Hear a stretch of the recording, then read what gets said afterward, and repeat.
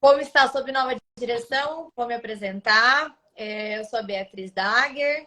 Para quem não me conhece, tem bastante gente aqui que eu conheço, mas tem bastante gente que eu não conheço. Eu sou a Beatriz, eu sou mestranda e quase doutoranda. Estou num limbo, né? Quase para defender. Já vou entrar no doutorado na UFPR. Você, com muito prazer, aluna do professor Guilherme.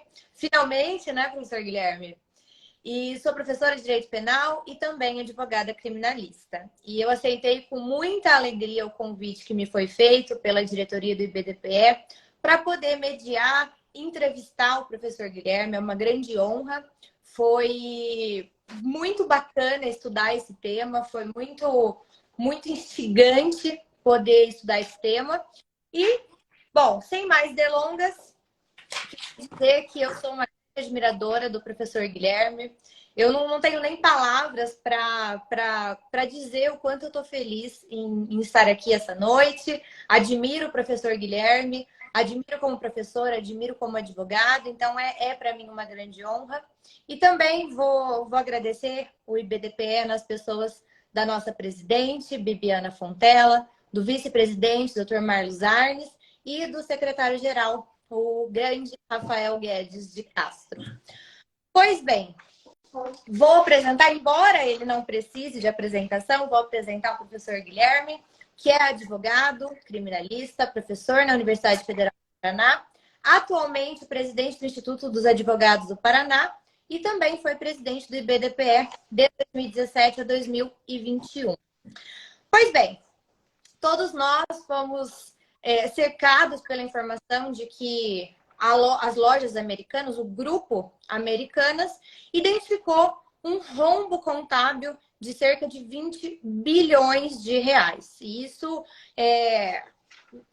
fora a questão das ações e tudo mais, isso pode gerar um grande colapso da cadeia de produção do Brasil. Então, a gente passa aí por diversos problemas, não só econômicos, mas também sociais. E hoje a gente vai falar um pouquinho a respeito dos aspectos jurídicos que envolvem o caso Americanas. Eu percebi que tem muita dúvida na comunidade jurídica a respeito da figura do insider trading, né, professor? Eu vejo que tem uma falta aí de esclarecimento mesmo. A gente fala muito pouco, porque na prática acaba não sendo um dispositivo muito utilizado, né? Então, gera muita discussão. Então, para introduzir aí, para quem não está 100% por dentro do que aconteceu, a partir do momento que o Grupo Americanas identificou esse rombo contábil e divulgou essa informação para a comunidade, diversas questões foram identificadas e questões um tanto quanto suspeitas, em especial vindas da direção, né, do Grupo Americanas, que passaram a vender algumas ações no último semestre, e também algumas questões relativas à Bolsa de Valores, porque foi identificado, eu achei até, vai ser uma das primeiras perguntas que eu vou fazer, chamou a atenção o fato de que alguns investidores, eles lucraram com o fato do desempenho negativo.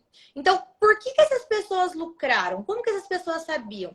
Então, em comparação com o Magazine Luiza, por exemplo, não tinha tanta aposta de que poderiam cair as ações.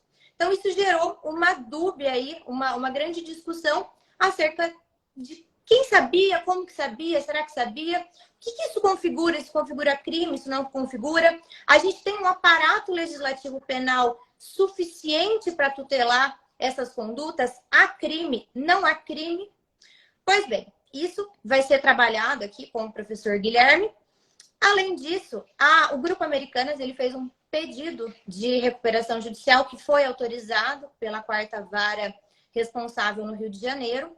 Foi autorizado, tanto foi autorizado que agora há pouco a gente teve a informação de que também uma vara de São Paulo, né, professor, autorizou a busca e apreensão de e-mails dos diretores para poder melhor averiguar a situação que está envolvendo o caso do Grupo Americanas.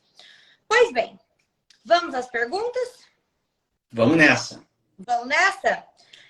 Professor, eu queria entender a sua opinião jurídica, tá? Qual que é a sua opinião a respeito da prática ou não de delito de insider trading, previsto no artigo 27D da Lei 6.000... eu anotei aqui. Da Lei 6.375/76. Isso. Queria saber também se você entende que há a configuração de apropriação indébita ou estelionato e se haveria a configuração de algum outro tipo penal previsto no ordenamento jurídico brasileiro. Então, nesse momento, com as informações que nós temos a respeito do caso, a seu ver, há prática de algum crime, há possível prática de algum crime?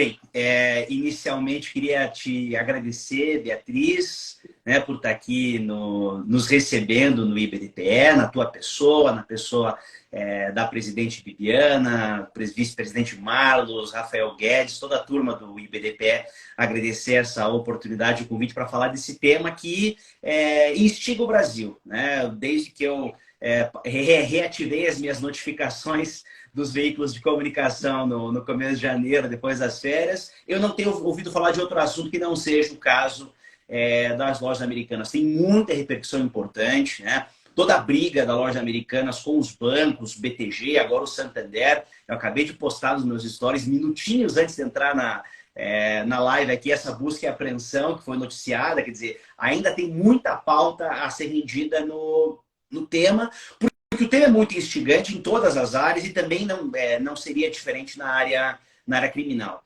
Você me pergunta, teve algum crime? O que eu preciso dizer primeiro é o seguinte, né? O IBDPE é o instituto que respeita o estado de inocência, as garantias do cidadão, então a gente não está imputando a prática de crimes a ninguém. Vamos analisar aqui os fatos em tese, né? Pelo menos da maneira como a mídia tem retratado, que poderá indicar o caminho a ser seguido pelas investigações, pela polícia, até onde apurei, né? Tirando o caso do insider trading, eventual manipulação de mercado, seria a competência da Polícia Civil e não da Federal. Mas tudo isso é um questionamento bem duvidoso, porque tem muita coisa aqui pela frente, tá? Então, só para a gente contextualizar, antes de entrar na questão do insider trading propriamente dito, o que a gente pode dizer do Grupo Americanas, né? O Grupo Americanas é uma das principais redes de varejo no Brasil.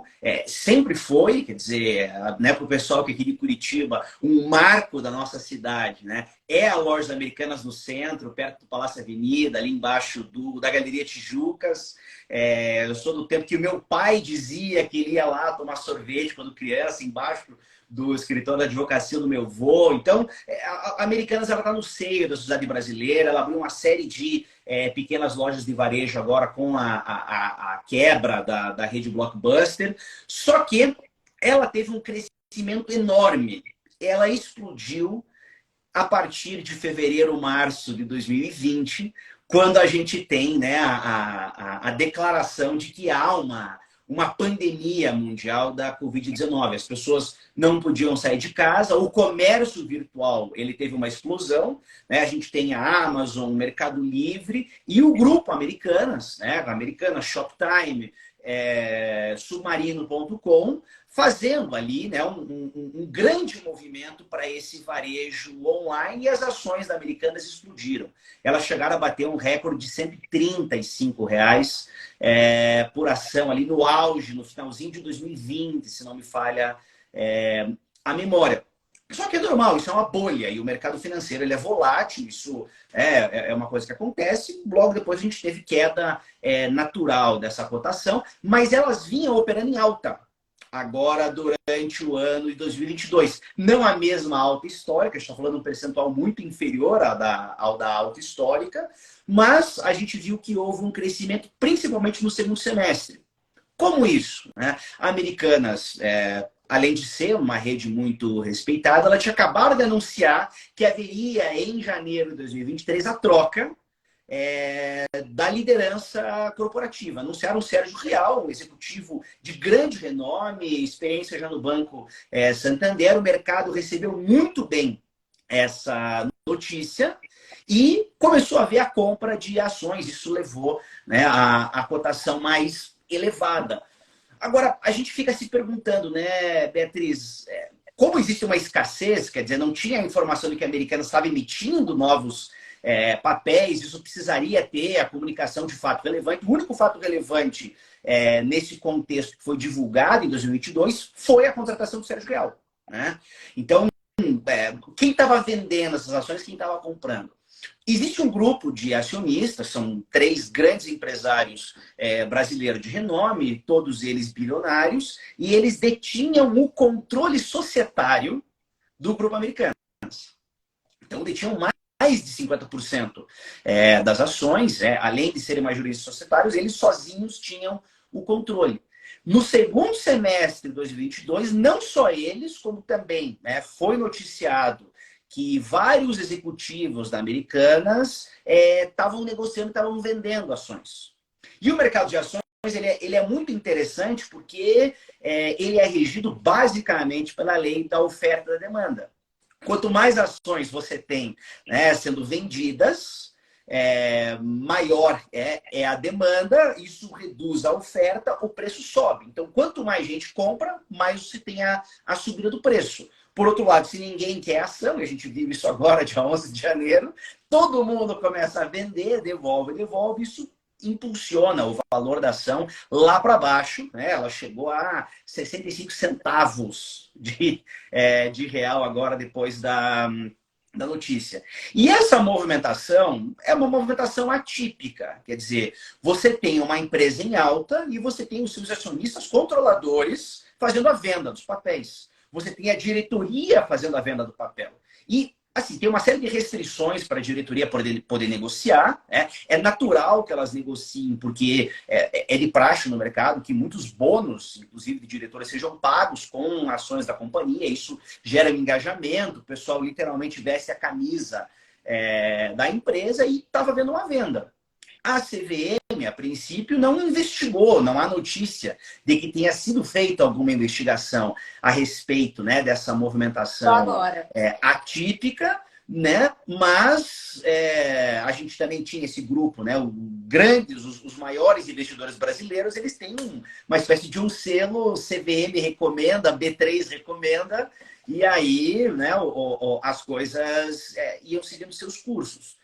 Mas aí, quando a gente tem a informação, dia 11 de janeiro, 9 dias depois do Sérgio Real assumir o comando da Americanas, que não só ele estava se desligando da empresa, como ele também noticia esse roubo bilionário de 20 bilhões de reais, a gente fica pensando, bem, será que tinha um fato relevante que deveria ter sido comunicado ao investidor em geral?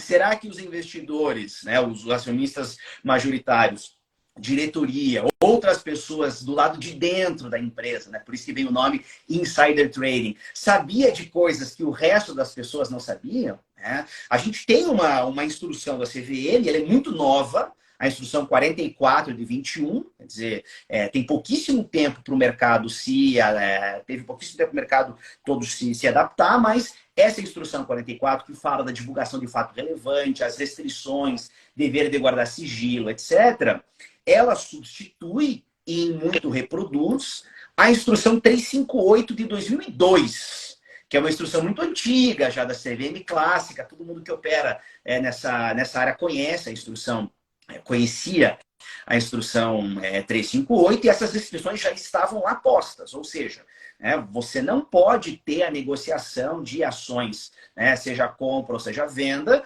com uma informação privilegiada que outras pessoas não saibam. Então, se isso tiver realmente acontecido, a gente pode estar diante de um insider trading.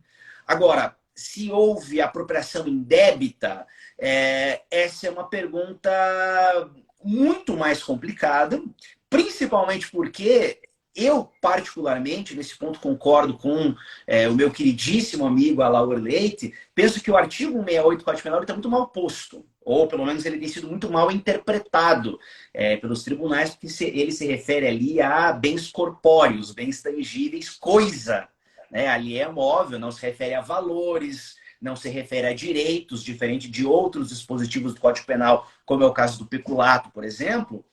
Então, se houve apropriação indébita, tenho minhas dúvidas. Pode ter havido estelionato? Talvez possa ter havido estelionato. Pode desenvolver isso um pouquinho melhor se você achar interessante, mas isso, lógico, vai depender de apuração e nós estamos falando de caso em tese, né? Não teve opinião delicti, não teve investigação instaurada, né? Que dirá sentença no caso. Diga, Beatriz. Especificamente sobre o insider trading, como que você entende que se comprova a figura do... Porque é muito complicado, é uma prática difícil, né? E é um tipo muito aberto. Então, você tem uma norma penal em branco, porque você não tem uma delimitação exata do que são as informações. Como que você entende que deve ser uma investigação de insider trading? Esse é um negócio bem interessante, porque nós temos pouquíssimos casos casos criminais de insider trading no Brasil. Acho que tem o caso da Sadia, que é um grande marco para nós, e ele tem umas peculiaridades, porque não é uma investigação criminal brasileira, é uma investigação criminal americana, e eles mandaram, né, tudo aquilo prontinho por MPF denunciar.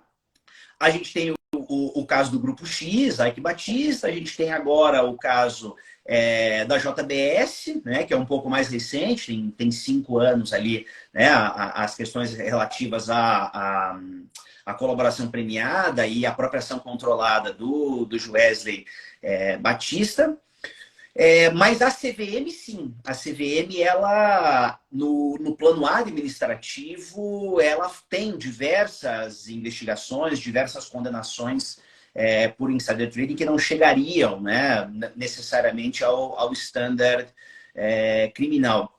E quando você fala em norma penal em branco, você tem razão, porque veja só, a lei é de 76, né, a lei 6385, que rege o mercado de capitais. Só que ela sofreu uma modificação profunda em 2001, e nessa modificação em 2001, ela inseriu, além de mudar outros dispositivos, ela inseriu uma parte criminal na lei. Você tem lá o artigo 27C, que fala de manipulação de mercado, você tem o 27D, que fala de insider trading, né? Você tem algumas disposições ali, mas o crime que no Brasil, né, para evitar o anglicismo, ele fala uso indevido de informação privilegiada no mercado de capitais, ele tem uma expressão um tanto quanto aberta e diria em alguma medida até indeterminável, né? Indeterminada. Ela é determinável por conta da instrução, mas ele fala assim, utilizar, né, em nome próprio de terceiro, informação relevante da qual teve conhecimento, e aí teve uma mudança recentíssima agora em 2021, que tira uma expressão, né, da qual tem o dever de guardar sigilo, mediante a negociação, compra e venda de valores mobiliários no mercado de capitais. Não é exatamente isso, mas mais ou menos essa a disposição da lei. Eu não tô pela aberta. Não, é isso. Agora tá boa. Obrigado. E aí, o que acontece ali? Quer dizer, a gente consegue identificar alguns elementos, né? O verbo nuclear do tipo é utilizar. Então, a gente compreende que utilizar, né, e ele vai complementar o verbo utilizar mediante a negociação na bolsa, compra e venda, né, mediante as opções que estão lá à disposição dos acionistas, ele vai exigir essa conduta que não provoca necessariamente um resultado. Ele é caracterizado como um crime formal. Só que ele vai ter alguns elementos ali, quer dizer, utilizar informação relevante. Que tipo de informação é relevante? Isso a gente só vai encontrar na instrução da CVM. E a instrução da CVM ela é bastante ampla. Informação relevante é toda aquela que possa vir a, de algum modo, afetar de maneira considerável a cotação de valores mobiliários. Só que isso, assim, é uma coisa extraordinária, né? Porque existem fatos internos à empresa que afetam, existem fatos externos à empresa que afetam. Se você vai contratar um novo CEO, isso é um fato relevante. Se você tem uma dívida de 20 bilhões não declarada, a gente já fala, né? O que é essa dívida, como que ela veio acontecer e por que isso pode ser penalmente relevante, isso é um fato relevante que as pessoas precisam saber. Se vai lançar um novo produto, isso é um fato relevante. Se você vai entrar em recuperação judicial, isso é um fato relevante. Mas tem fatos relevantes que acontecem fora do âmbito da empresa. Regulações legais, por exemplo, né? Se o presidente baixa, né, um decreto, ou se o ministério baixa alguma portaria que de algum modo afeta os negócios, a tributação, o mercado, isso também é um fato relevante, né? Eu digo isso porque tem um exemplo bem legal, né? A Beatriz sabe, não sei se todo mundo que nos assiste sabe, eu, às sextas-feiras no meu Instagram, eu costumo dar dica de filme. E um dos filmes que eu mais gosto, eu até indiquei no dia do meu aniversário, no passado, é tanto que eu gosto desse filme, eu já tinha indicado para meus alunos aqui do NUP, do Núcleo de Pesquisa em Direito Penal Econômico, um filme antigo, da década de 80, de comédia, né? Parece besteira, mas ele se chama Trocando as Bolas, né? Em inglês, Trading Places. Conta lá a história de dois indivíduos que foram trocados de lugar, né? Eu tinha uma aposta dos dois proprietários da empresa de investimentos, se tirassem o gerente deles e pegassem um morador de rua e dessem todas as condições invertidas, né? Um viraria um, outro viraria o outro. E o Marlos está brincando aqui que dica é coisa dele, né? O Marlos aos sábados dá as dicas do Marlos e eu recomendo clássicos de cinema, assim a gente não compete, né? São áreas diferentes. Mas por que eu digo isso? No final do filme, os 10, 15 minutos finais, ele tem um episódio clássico de insider trading. Porque eles estão lá fazendo a cotação no mercado futuro de suco de laranja congelado com base em um relatório secreto que o governo iria emitir sobre a produção de laranja no sul da Flórida. Então, aquilo é um fato relevante, ele deveria ter sido comunicado e não foi. O episódio final do filme é todo, né, ele gira em torno de um caso de insider trading. Eu venho falando disso com os meus alunos já faz mais tempo do que eu gostaria de admitir. Mas, bem, voltando, né? Esse é um elemento, então, importante, informação relevante. Até recentemente tínhamos que perquirir se havia ou não havia uma necessidade, né? Se tratava de um crime próprio, exigindo do autor um dever de guardar sigilo, né? Mas aí a questão toda ela gira em torno dessa informação relevante. Então, se os proprietários, né, ou melhor, se os acionistas e se os diretores, eles efetivamente tinham essa informação e eles não divulgaram essa informação, né, e usaram isso para vender ações a um alto custo, né, a um alto valor, quando elas estavam em alta, evitando a perda futuro, porque se aquele fato fosse divulgado, a cotação da ação ia sair lá de cima e lá para baixo, eles iam perder dinheiro. Então, eles estavam lá cortando o prejuízo deles, vendendo uma ação que, em última análise, estaria podre, se as pessoas soubessem, né, da podridão dessas ações. Agora, como que eu investigo isso, né? Eu tenho que mostrar, primeiro, que essas pessoas que não poderiam estar vendendo esses papéis, estavam vendendo os papéis indevidamente, mas que elas estavam fazendo isso sabendo de algo que ou era verdadeiro e deveria ter sido comunicado ao mercado, né? Ou então elas supunham, né? Tem que analisar se isso foi feito como um movimento normal dentro da empresa de mercado ou se realmente foi feito baseado em uma informação que elas detinham de forma privilegiada. Então, como que a gente investiga isso, né? É o que o Bradesco está fazendo. Desculpe, acho que é o Santander que... Agora eu não lembro se foi o Santander ou se foi o Bradesco que pediu a busca e a apreensão, mas a decisão saiu agora. Bradesco, obrigado. Faz minutos, né? Pediu a quebra de sigilo dos e-mails institucionais, das caixas de e-mails, para ver que tipo de informações eles sabiam, né? Isso é relevante para as ações que estão sendo movidas, porque a gente tem uma disputa muito forte de credores, estão devendo para fornecedor de matéria-prima de chocolate. Oi? Eles apresentaram à justiça 8 mil credores para pedir a recuperação judicial. Você está vendo que até o Porta dos Fundos é credor da Lojas Americanas. Né? O Antônio Tebet postou alguma coisa no Twitter que eu vi hoje de tarde. Então, assim, estão devendo dinheiro para muita gente e essas empresas estão indo atrás. O Banco BTG está brigando na justiça, foi para o STJ. Agora, recentemente, houve uma suspensão de segurança para poder assegurar que eles pudessem fazer a penhora enfim, acho que é 1,2 bilhão que eles tinham de crédito. Então tá todo mundo brigando. O Bradesco, ele tá pensando no seu interesse, porque ele também é credor de alguns tantos, acho que são 3 bilhões que o Bradesco é credor ou algo do gênero. Mas tudo isso, né, estando em autos públicos da justiça, isso poderá servir de base, tanto para uma investigação da CVM, que a essa altura já está instaurada, quanto depois, a partir das conclusões do processo administrativo, poderá ser usado pelo Ministério Público Federal para processá-los pela prática do uso indevido de informação privilegiada. A gente vai ter aí um problema de cunho civil, administrativo, sancionador e penal. Então, você vai ter aí uma ampla gama de produção de provas, né? Várias investigações concomitantes, vários procedimentos concomitantes. E aí, a minha pergunta vai no sentido de algo que a gente já discutiu em algumas oportunidades. Eu queria saber qual seara do direito você entende que é mais positiva, é mais frutífera para coibir esse tipo de situação, para tutelar esse tipo de situação. Então, eu queria ouvir um pouquinho você a respeito disso, porque a gente vai ter aí a incidência de diversas áreas do direito, né? Então, vai ter, além de uma grande produção de provas, né, talvez até um retrabalho, vamos ter aí diversas áreas incidindo. Então, eu queria ouvir um pouquinho de você a respeito disso.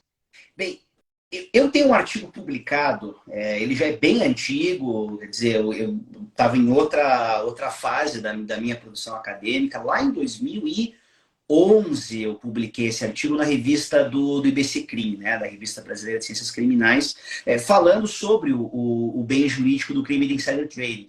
Eu, naquela época, cheguei à conclusão que eu já não sei se eu concordo mais, quer dizer, mais de 10 anos, né, aqui se extraiu quanto tempo faz que eu estou falando desse tema, mais de 10 anos se passaram e eu hoje em dia concordo que possa haver uma tutela penal dentro da ideia de isonomia, quer dizer, você não pode, o mercado de capitais, ele pressupõe que os investidores estejam em posição de igualdade.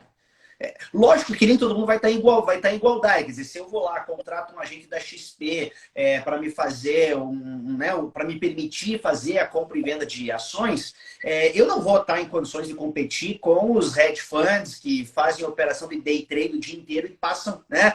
Enquanto eu estou aqui trabalhando nos meus processos, escrevendo meus artigos, o pessoal está lá acompanhando o gráfico, vendo tendência, analisando. Então, a assimetria, ela existe, mas ela pressupõe igualdade de condições. Quer dizer, se eu quiser parar para estudar as informações, ler todos os jornais, ler todos os comunicados oficiais, analisar passar o dia inteiro no aplicativo vendo lá o fluxo do gráfico, eu vou ter condições de investir igual qualquer uma dessas pessoas que se dedica exclusivamente a essa prática. Né?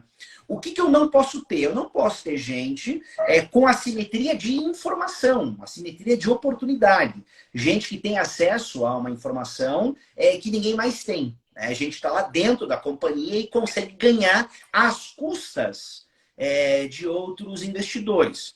Tem estudos bem bacanas, com os quais eu ainda concordo. Bem, depois eu procuro na minha estante aqui, mas tem estudos do Henry Mann, que é um economista da Escola de Chicago, que ele se dedicou a vida toda ao estudo de insider trading. Ele chegou à conclusão que para o mercado não tem prejuízo. E eu não discordo disso. Tanto que não é um crime de dano, ele é um crime um crime de perigo, ele é um crime formal. Né? Só que, a despeito de não haver um prejuízo concreto, você tem gente ganhando mais que os outros. Isso é injusto, é uma forma de trapaça. Então, tem até um livro bem legal do Stuart P. Green, que é um criminólogo, professor de direito penal americano, se chama White Collar Crime. Tem tradução para o espanhol desse livro, que ele defende, né? Que os crimes econômicos eles se resumem, muitos deles, a uma forma de trapaça e, dentro da teoria do bem jurídico, a gente consegue justificar isso. Tá? Agora, não é porque a gente pode punir criminalmente a conduta que a gente precise. E nesse caso, quer dizer, eu estava falando do caso da Sadia. O caso da Sadia foi investigado nos Estados Unidos porque eles fizeram a compra de ações do Brasil lá nos Estados Unidos. Né? Foram na Bolsa de Nova York, utilizaram empresas offshore né, para fazer essa compra de forma simulada, sabendo, né, do projeto que tinha de takeover, né, de compra do controle da Sadia pela Perdigão. Isso, estamos falando de 2006. Tá? Só que isso foi investigado lá nos Estados Unidos, pela SEC, a SEC, que é a Securities and Exchange Commission, o órgão, né, equivalente à CVM no Brasil. Eles informaram isso para o DOJ, né, para o Ministério da Justiça lá, que lá ele é o Dominus Litis, né, ele o órgão responsável pela acusação, não dá para falar em ação penal no processo penal americano, mas para a propositura da prescrição penal. Eles são os autores, né, órgão equivalente ao MPF. E o DOJ lá fez um acordo com os executivos da Sadia. Né? Eles não iriam responder criminalmente, pagaram uma parcela substancial lá em multa, foram impedidos de operar no mercado de capitais por um período considerável, só que o DOJ pegou esses autos e encaminhou para o MPF no Brasil. O MPF falou, bem, está pronto aqui, está caracterizado, o crime foi cometido, né, em solo brasileiro, e denunciou. Foram condenados, confirmado no TRF3, confirmado no STJ, para um deles prescreveu, um fez acordo de não persecução, mas tem gente com condenação criminal apresentada em julgado pela prática do crime, no caso da Sadia. E aí eu fico pensando, bem, se não foi a persecução penal quem identificou, se isso é investigado e é feito dentro da instância administrativa, será que a gente precisa ter uma dupla punição aqui? Será que precisa ter, né, essas duas esferas? Eu entendo que a CVM por si só poderia ser suficiente, independentemente da reprimenda criminal. Mas eu tive a oportunidade de debater esse tema aqui no IBDPE mesmo, uma live, está no nosso acervo, com o professor Marcelo Cavalli, que é juiz federal em São Paulo e foi quem sentenciou o caso Sadia lá atrás. E o Marcelo tem outras conclusões interessantíssimas que ele entende. Ele tem 2 livros maravilhosos pela Quartier Latam, né? Um sobre manipulação de mercado e outro sobre insider trading. Ele é uma das maiores autoridades sobre o tema. Recomendo muitíssimo o estudo da obra do Marcelo. E ele entende, ele explica por que ele entende que caberia, sim, né, a sanção penal se sobrepondo à administrativa. Mas aí é uma visão de quem está julgando o sistema de justiça e uma visão de quem defende. Né? Enfim, são visões de mundo distintas. Perfeito.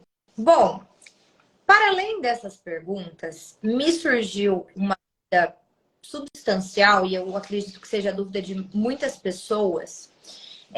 A gente compreendendo aí a possível prática de um delito. Quem que você entende que poderia ser responsabilizado no âmbito criminal, entre os diretores, acionistas, conselheiros, enfim, dentre a alta cúpula do Grupo Americanas, quem que você entende que poderia ser responsabilizado criminalmente? Contando com o que tem. Tá? Tem uma propositura de nova legislação, com o que a gente tem hoje, com as informações que estão sendo trabalhadas aqui e com o nosso ordenamento jurídico vigente. Tá. Eu acho que para isso a gente precisa estabelecer algumas premissas. Tá? E uma premissa importante, Beatriz, é a gente identificar como que veio a existir esse rombo de 20 bilhões. Vamos deixar de lado a questão do insider trading. Elas são... Lógico que elas estão conectadas, mas elas têm uma independência relativa, porque o rombo dos 20 bilhões antecede, né, a prática das ações. Ou melhor, suposta prática do insider. Ele decorre da omissão desse rombo. Mas como que ele estava omitido? Como que as pessoas não sabiam? Né? Existe uma operação no mercado que chama de risco sacado ou de forfait. O que acontece aí? Ele é uma prática muito semelhante à de factoring. O que é o factoring? Você tem um crédito, o crédito vai vencer dali a um tempo, mas você precisa do dinheiro hoje. Então, o que você faz? Você procura uma instituição financeira, vende o teu crédito para ela, ela compra com um deságio, você ganha o dinheiro hoje e a empresa que faz a atividade de factoring, os fundos de investimento em direitos creditórios, etc., eles ganham dinheiro no volume em cima desse deságio e como tem riscos, os ganhos não são irrelevantes, né? São ganhos significativos. O forfait é muito parecido, só que ele é a operação inversa. Em vez de você ser credor de um crédito, você tem, né, uma grande empresa, como, né, de varejo, como é o caso das Americanas, e ela, bem, não precisa nem ser uma grande empresa, o que você precisa ter uma empresa que faça essas operações B2B, né, entre empresas, business to business. E, nesse caso, né, ela vai comprar o seu estoque de fornecedores. Então, ela vai comprar chocolate, né, de produtores, ela vai comprar lá, né, CD, mídia, tudo, né? Tudo que ela vende, ela compra de algum lugar. Né? Se eu vendo geladeira, eu preciso ir lá procurar a Electrolux, a Philco e ter um estoque de 30 geladeiras.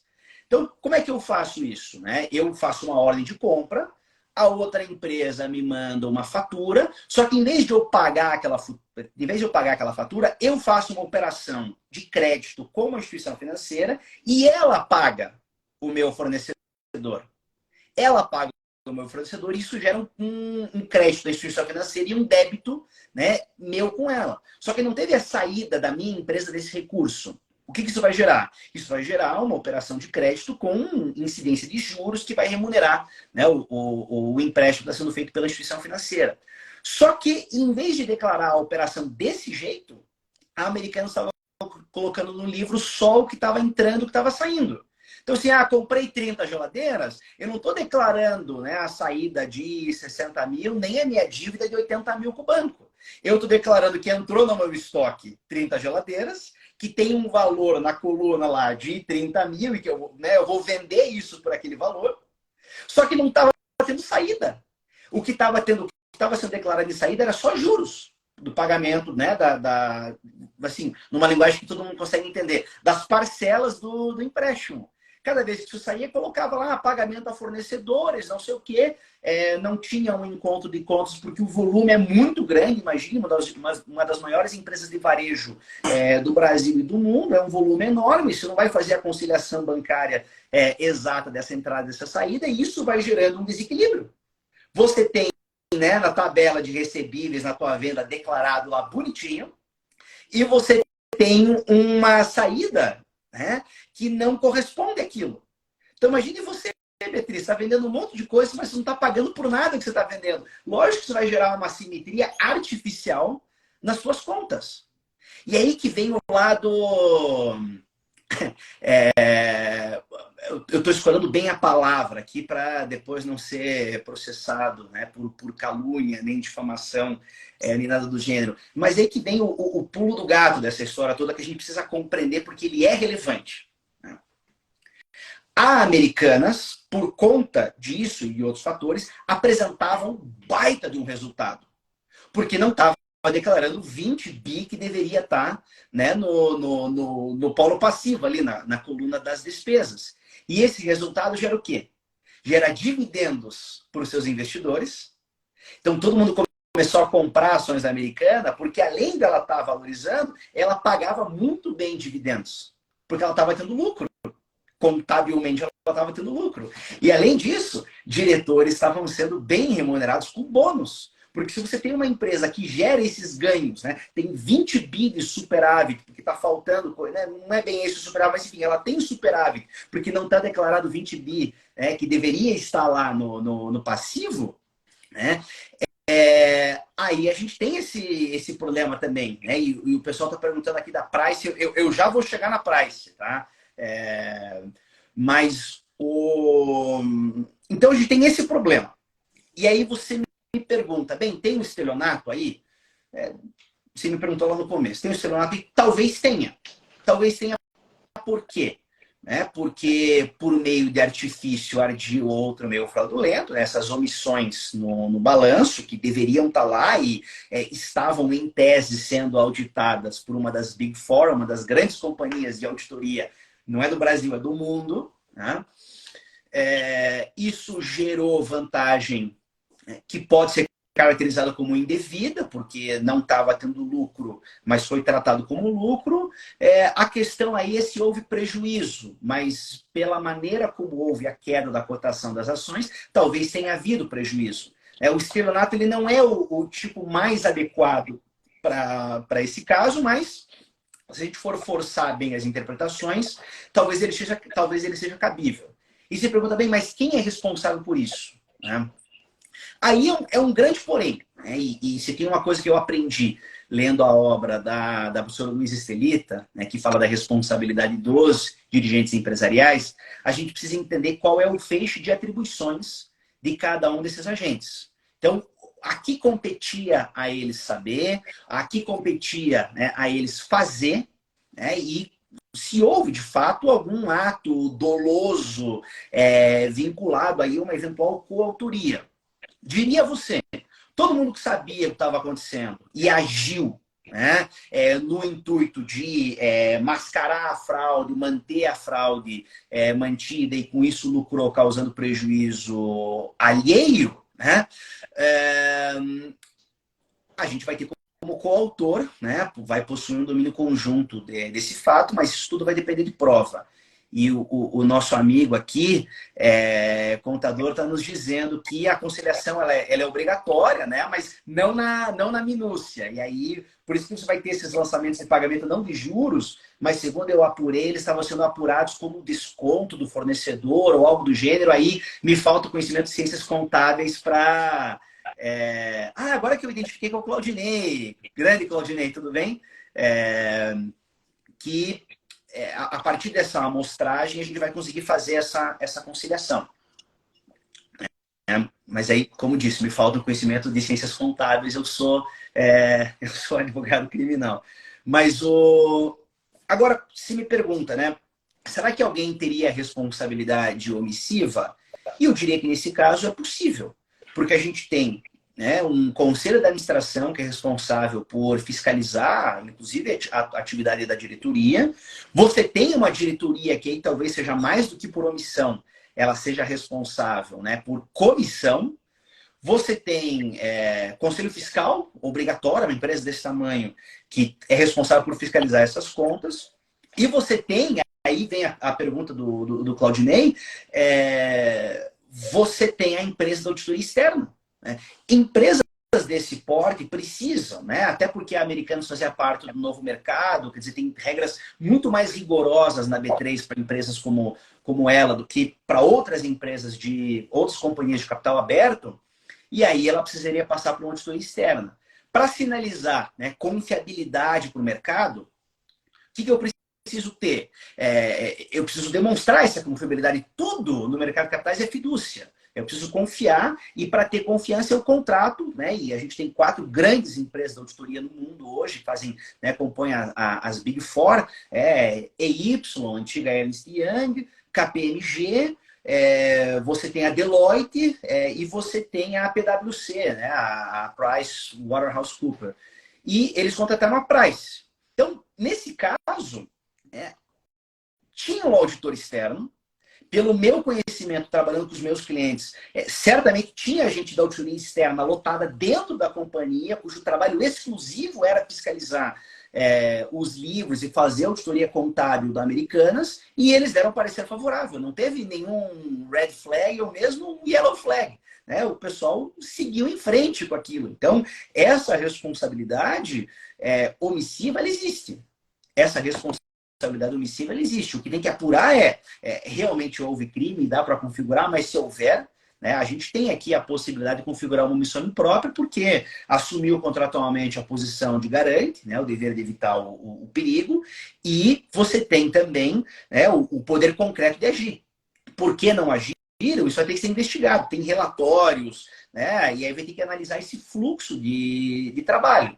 Mas tem como a gente provar isso tudo é super importante. A gente falou bastante da postura, né, dos funcionários, do conselho diretivo, do Grupo Americanas, mas eu queria falar um pouquinho daquele tema que eu trouxe no início, que é a respeito daqueles investidores que lucraram com esse forte desempenho negativo que a Bolsa sofreu, né? Que as ações sofreram. Então, eles apostaram na queda e o Infomoney publicou uma notícia muito interessante em que eles identificaram que o Grupo Americanas ele teve aí uma aposta de 20 vezes mais do que o Magazine Luiza no mesmo período. Então, isso é um grande indicativo de que, de fato, alguém sabia. Ou muitas pessoas tinham conhecimento dessa queda, dessa possível queda. E aí eu trouxe até uma ilustração muito interessante que demonstra essa curva que nós tivemos na ação das Americanas. Então, eu queria ouvir um pouquinho de você a respeito da responsabilidade criminal que eventualmente possa surgir desse fato específico. A gente já falou, acho que ficou muito clara a questão de quem trabalha no Grupo Americanas, mas e esses investidores? O que você entende que houve aí, criminalmente falando? Como isso pode se dar? Veja, como a gente tem, né, essas operações de venda de ações em alta e eles lucraram, pelo que se consta, o lucro foi alto porque, como eu falei, eles diluíram totalmente o controle acionário que eles tinham da empresa. Foram lá de 50% para 30%. Chegaram a perder, digamos, a condição de... chegaram a perder o controle, né? Embora ainda pudessem, em bloco, votar de maneira substancial. Mas, assim, por que houve essa venda tão alta, né? Possivelmente isso possa servir de indicativo de que sabia-se que algo de errado não estava certo ali nos negócios da empresa. E isso traz para nós algumas questões de responsabilidade importantes. Primeira delas, a lei de mercado de capitais, ela fala da manipulação de mercado. Né? Eu manter os preços artificialmente altos, né? Induzindo o mercado em erro, é um crime que vai precisar ser investigado. A gente tem mesmo, e aí é complicado, né? A gente lida com o mercado financeiro, mas nem todo mundo é instituição financeira, e já há entendimento consolidado que as empresas de capital aberto, apesar de elas emitirem ações, elas não são instituições financeiras. Mas a gente tem na Lei 7492 do Sistema Financeiro Nacional o crime do artigo 6º, né? Induzir ou manter em erro o sócio, o investidor, relativamente à operação ou situação financeira, solegando-lhe informação ou prestando-a falsamente. Quer dizer, essas informações sobre o empréstimo, elas também ficam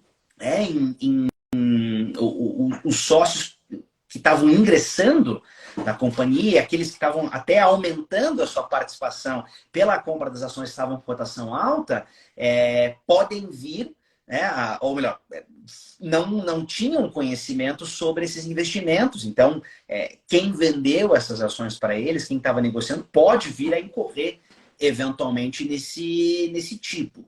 Mas veja que toda essa venda houve lá atrás quando o valor estava alto. Estava valendo assim, 10.000% a mais do que vale hoje. Né? Quando você tem agora a queda abrupta do valor das ações, alguém certamente vai comprar essas ações. Então fique imaginando se os controladores que à época se desfizeram, né, de um bloco grande de ações, não compram elas agora. Venderam a 10, compraram a 10 centavos. Né? Isso representa um ganho substancial. E aí entra a questão da recuperação judicial. A gente trava a cobrança das dívidas, que são enormes. Né? Você falou a fila aí de 8 mil credores. E o que eu faço? Eu começo a negociar esses créditos. e eu chego para um credor, né, quirografar ou de outra natureza, e falo para o credor, olha, eu tenho aqui, e temos entre nós agora o professor Marcelo Cavalli, que eu acabei de citar sobre o tema. Seja muito bem-vindo, professor, uma alegria estar novamente consigo. Mas eu estava falando, né, além de você ter a venda dessas ações a um valor alto e a possível recompra delas a um valor baixíssimo, o que representa um ganho fundamental para reconstruir a composição societária a um preço baixíssimo, né, você ainda tem a possibilidade de negociação dos créditos que estão em recuperação judicial pagando frações ínfimas para satisfazer alguns credores. Então, se houver efetivamente uma recuperação futura da loja Americanas, ela voltar né, a algum status de regularidade, ela não vier efetivamente à falência, à quebra, a gente vai ter uma série de ganhos que se tiveram e podemos eventualmente aí, né, isso pode ser objeto depois de um estudo posterior, eventuais crimes falimentares no âmbito dessa recuperação judicial. Então, tem muita coisa interessante ainda para ser analisada. Perfeito, professor. Muito obrigada. A gente já está se encaminhando para o final, mas tem uma dúvida que ficou muito pertinente, que é a respeito da figura da infidelidade patrimonial, né? Nós sabemos que diversos ordenamentos jurídicos tutelam a figura da infidelidade patrimonial, mas no Brasil nós não temos esse dispositivo. E aí eu vi uma matéria no Migalhas, em que o procurador Rodrigo de Grandes, que foi inclusive o responsável pela instauração do inquérito para apurar, né, eventuais condutas delitivas no âmbito do caso Americanas, ele levanta essa bandeira, né, de que deve existir uma modificação legislativa que tutele essa figura, né, da infidelidade patrimonial. Então, eu gostaria de saber a sua opinião, se você acha que a gente tem um lapso, que a gente tem um limbo, que se a nossa legislação ela é suficiente para tutelar esse tipo de conduta ou não. O que você entende? Você acha que nós devemos ter uma modificação legislativa nesse sentido do que o procurador defende? Qual que é a sua opinião a respeito desse tema? Essa é uma pergunta super importante, super pertinente, porque, diria, diante desses fatos, e diante das manifestações que têm repercutido, isso, estava até conversando com o Rodrigo, isso começou de maneira despretensiosa, um post que ele fez no Instagram, isso repercutiu, virou matéria, Migalhas entrevistou, de algo que já se defende há bastante tempo, né, da tipificação da conduta da infidelidade patrimonial. O Alaor Leite defende que, em vários ordenamentos, esse é o principal crime econômico. Você faz a gestão do recurso do patrimônio alheio e, por uma quebra de um dever fiduciário, você malversa, né? Você ou se apropria ou emprega de maneira indevida esses recursos, né, em prejuízo próprio ou, eventualmente, em prejuízo de terceiro. E a gente vai encontrar disposições como essa, não exatamente desse jeito, mas nos crimes contra a administração pública. O peculato desvio é uma forma dessa aplicação. Lá no Decreto-Lei 201/67, que fala dos crimes de responsabilidade dos prefeitos, a gente vai encontrar muita coisa semelhante. Quer dizer, o prefeito recebe uma verba para aplicar na saúde. Se ele aplicar na educação, é crime. É crime. Ele é denunciado, né? Então, o direito penal econômico, ou melhor, o direito penal ordinário, né, como crime comum, poderia prever uma disposição como essa, mas eu fico pensando aqui primeiro, tá? Se é necessário, como eu disse no começo, eu concordo muito com o Alaor quando ele fala das limitações do artigo 68. E a jurisprudência fez uma interpretação extensiva do artigo 68 para entender que há apropriação indébita onde não há apropriação indébita. Ele está lá como crime contra o patrimônio e ele fala expressamente em coisa alheia móvel, que é bem corpóreo, bem tangível. Isso o direito civil explica bem. Só que, por exemplo, né, a gente está lá no Tribunal de Ética e Disciplina da OAB, tem uma série de casos de completamente indevido à custa do cliente. O advogado vai lá e levanta um alvará e não repassa o valor para o cliente. Isso é apropriação indébita? Pela literalidade da lei, talvez não fosse. Pela literalidade da lei, a gente teria uma apropriação de valor, de uma representação numérica de algo que, né, pode ser representado em pecúnia, mas não é dinheiro, não é nenhum bem, né? Ele não se apropria de algo concreto. Só que, né, para não haver nenhuma lacuna de punibilidade, os tribunais já há muito chegaram ao entendimento de que o 168 pode servir para essa prática. Mas ele fala de apropriação, ele não fala de aplicação diversa. Ele não fala em, né, malversação com outra finalidade que não, né, a da vantagem econômica direta. Então, alguma disposição que viesse a complementar o teor desse tipo, como a gente viu agora, quer dizer, no âmbito do marco regulatório dos ativos virtuais, né, falando de criptomoeda, Bitcoin, etc., pegaram o artigo 171, que não era bem perfeito para as criptomoedas, e criaram um crime diferente de fraude com ativos virtuais. A gente poderia ter, o 168A já tem, né, que é a apropriação indébita previdenciária, mas daria para ter o 168B, né, que pudesse ter uma aplicação distinta, talvez não. Conhecendo o nosso legislador, vai vir lá uma pena de 4 a 8 anos, uma coisa totalmente exacerbada, incompatível, né? Quer dizer, se eu pego o meu investidor e decepo o braço dele, a pena não vai ficar tão alta quanto a da infidelidade, né, de uma possível infidelidade patrimonial. Então, teria que pensar na redação desse tipo, teria que pensar se a legislação brasileira comporta isso, né? O Alaor defende há muito tempo e ontem eu vi um tweet de uma amiga, a doutora Flávia Gucci, lá em Brasília, que ela fala algo muito semelhante. Quer dizer, tem que ver se isso vai passar na alfândega na hora de importar, né? Se isso é ou não é compatível com o Brasil. A gente vê, né, muita apropriação indevida, muita apropriação indébita de conceitos estrangeiros que não se aplicam bem para o Brasil, né? Cegueira deliberada, aplicação errada da teoria do domínio do fato, entre tantas outras aqui que eu poderia nominar. Então, é necessário, talvez, como fazer?